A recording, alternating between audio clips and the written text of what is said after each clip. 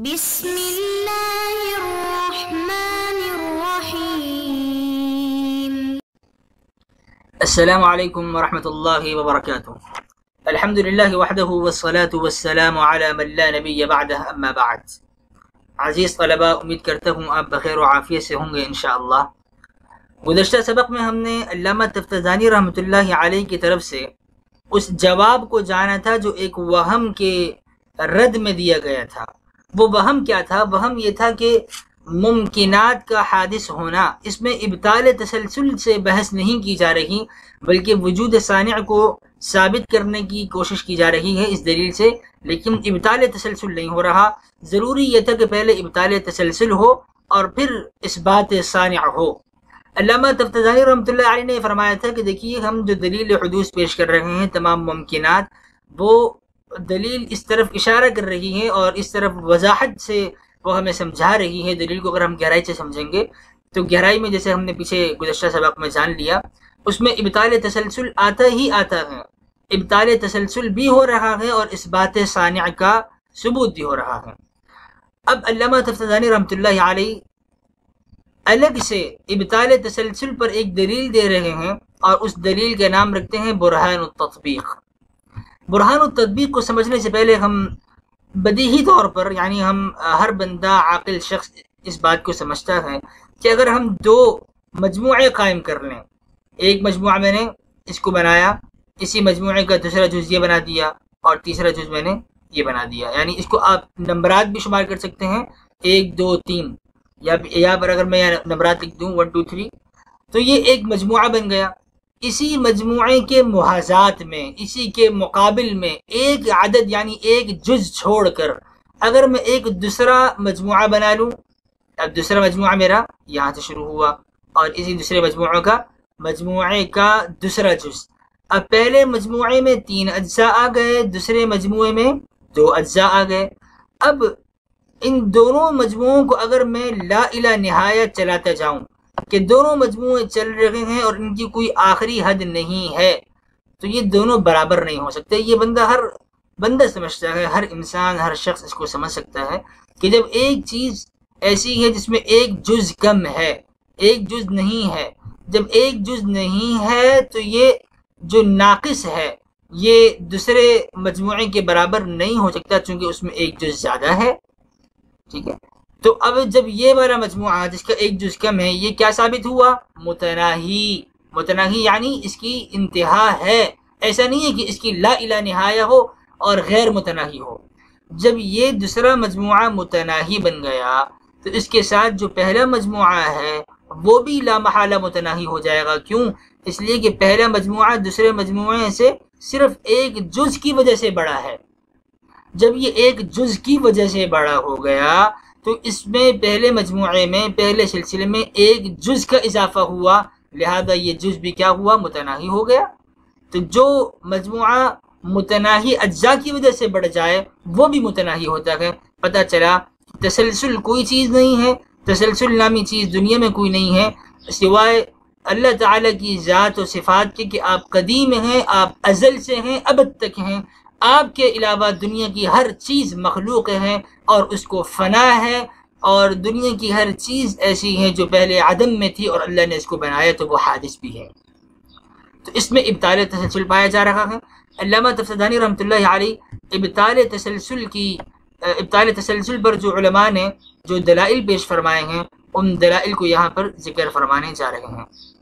فرماتے ہیں وَمِن مشہور الادلۃ، مشہور دلائل میں برہان التطبیق، برہان تطبیق اس دلیل کا نام رکھ دیا گیا جو ابطال تسلسل پر دلالت کرتی ہے۔ اور وہ کیا دلیل ہے؟ وَهُوَ أَن تفرض یا ان تفرض یا ان نفرض، کچھ بھی آپ کیا پڑھ سکتے ہیں اس کو۔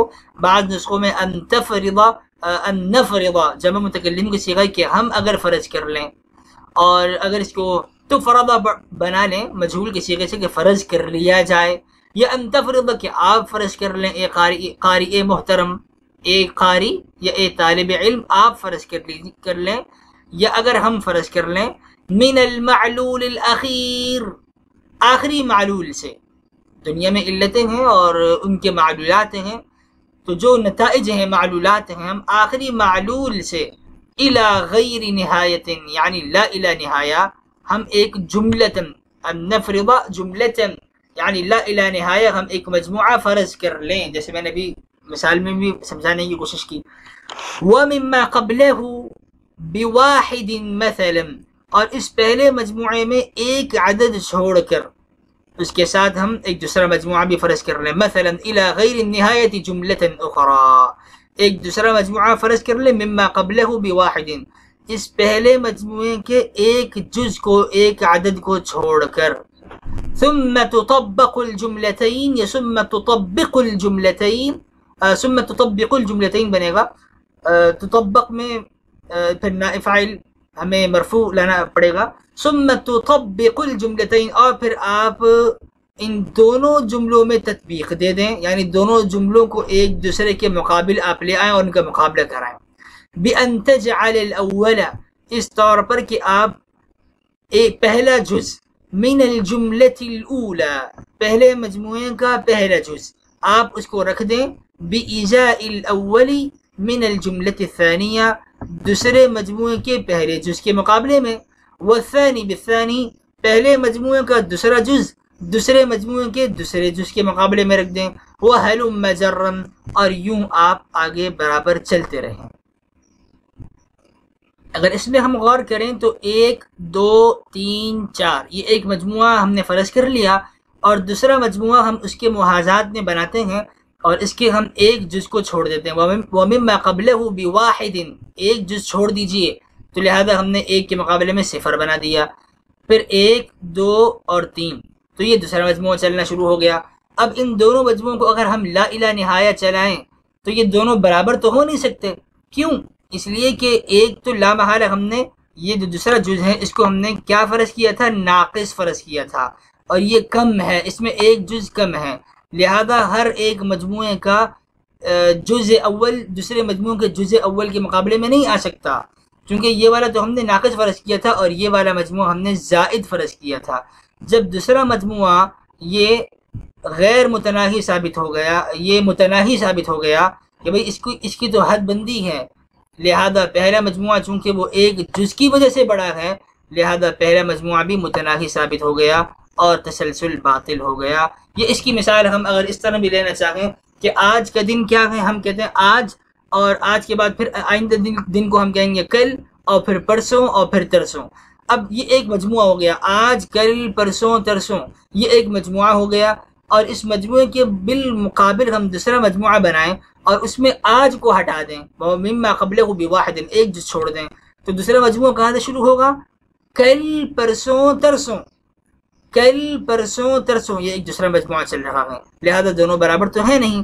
تو کہتے ہیں فَإِن كَانَ بِإِزَاءِ كُلِّ وَاحِدٍ مِّنَ الْأُولَى وَاحِدٌ مِّنَ الثَّانِيَةِ، تو اگر ہر ایک مجموعہ فَإِن كَانَ بِإِزَاءِ كُلِّ وَاحِدٍ، ہر ایک کے مقابل من الأولى پہلے مجموعے میں سے واحد من الثانیہ دوسرے مجموعوں کا ایک جز آ جائے، تو كَانَ النَّاقِصُ كَالزَّائِدِ، تو ناقص مجموعہ یہ زائد کی طرح ہو جائے گا. یعنی یہ والا ایک نمبر اگر اس والے ایک نمبر کے برابر آ جائے، اگر دوسرے مجموعے کا ایک نمبر جو کہ پہلے مجموعے کے 2 نمبر کے برابر میں آ رہا ہے، اگر دوسرے مجموعے کا ایک نمبر پہلے مجموعے کے ایک نمبر کے برابر آ جائے تو کیا نقصان آئے گا؟ كَانَ النَّاقِصُ كَالزَّائِدِ، تو ناقص اور زائد دونوں برابر ہو جائیں گے، جبکہ ہم نے دوسرے مجموعے کو، اس والے مجموعے کو ہم نے ناقص فرض کیا تھا اور اس پہلے مجموعے کو ہم نے زائد فرض کیا تھا.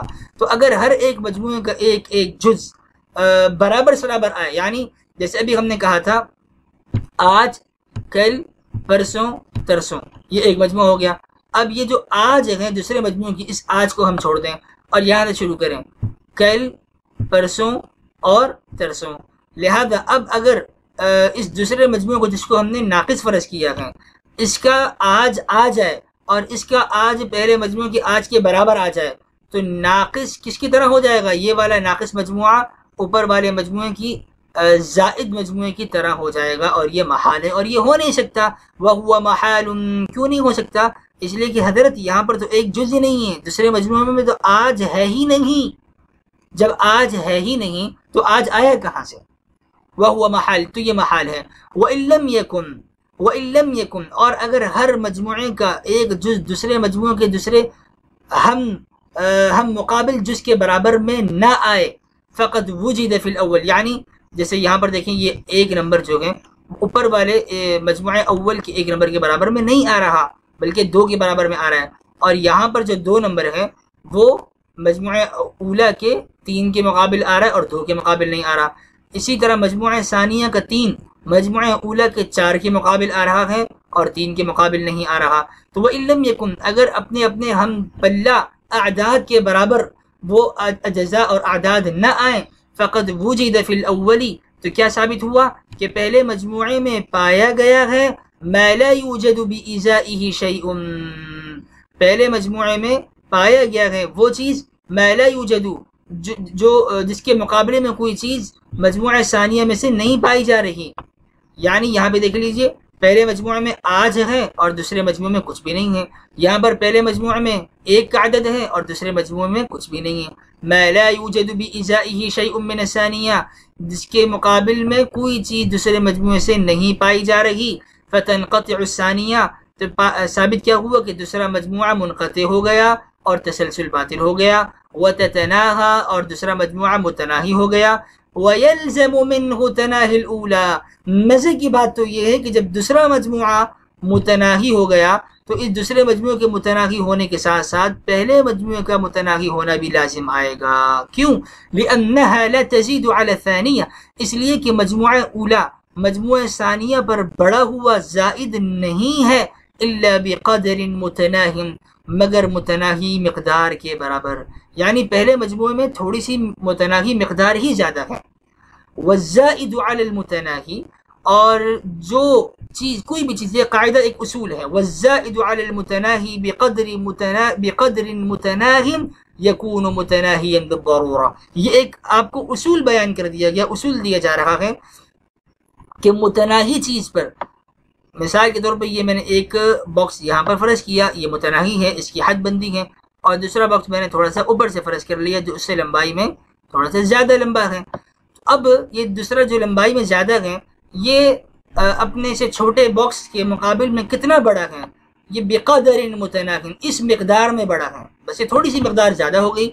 تو ہر وہ چیز جو متناہی چیز سے متناہی مقدار میں بڑی ہو تو وہ چیز بھی متناہی ہو جائے گی، اور لازمی طور پہ لامحالہ طور پہ وہ چیز بھی متناہی ہوگی۔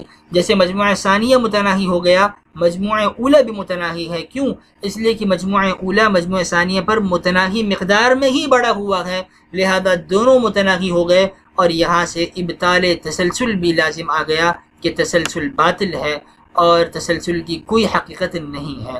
اگر تسلسل درست ہوتا تو یہ دونوں مجموعے لا الہ نہایہ چلتے رہتے اور دونوں برابر چلتے، لیکن دونوں برابر چل ہی نہیں سکتے، بلکہ ایک کا چھوٹا ہونا اور ایک کا بڑا ہونا لازمی ہے۔ جب ایک کا چھوٹا ہونا ناقص ہونا لازمی آ گیا، دوسرے کا بڑا ہونا لازمی آ گیا، تو چھوٹا والا متناہی ہو گیا اور بڑا والا بڑھ گیا، زائد ہو گیا، اور جو زائد ہوگا وہ مقدار متناہی میں ہی زائد ہوگا، تو جو مقدار متناہی میں زائد ہوگا وہ بھی متناہی ہوگا۔ لہذا تسلسل کوئی چیز ایسی نہیں ہے دنیا میں جو ہمیشہ سے ہو اور ہمیشہ چل رہی ہو، یعنی جو لا الہ نہایہ ہو، ہم کہیں کہ لا الہ نہایہ چل رہی ہے اور اس کی کوئی حد بندی نہیں ہے، ہر چیز کی حد ہے۔ اللہ تعالیٰ کی ذات ہے جو لمن الملک اليوم کا اعلان فرمائے گی اور للہ الواحد القہار کے خود ہی جواب دے گی، اس کی ذات کو فنا نہیں ہے۔ کل من علیہا فان ویبقى وجہ ربک ذو الجلال والاکرام، دنیا میں ہر چیز کو فنا ہے سوائے اللہ تعالیٰ کے۔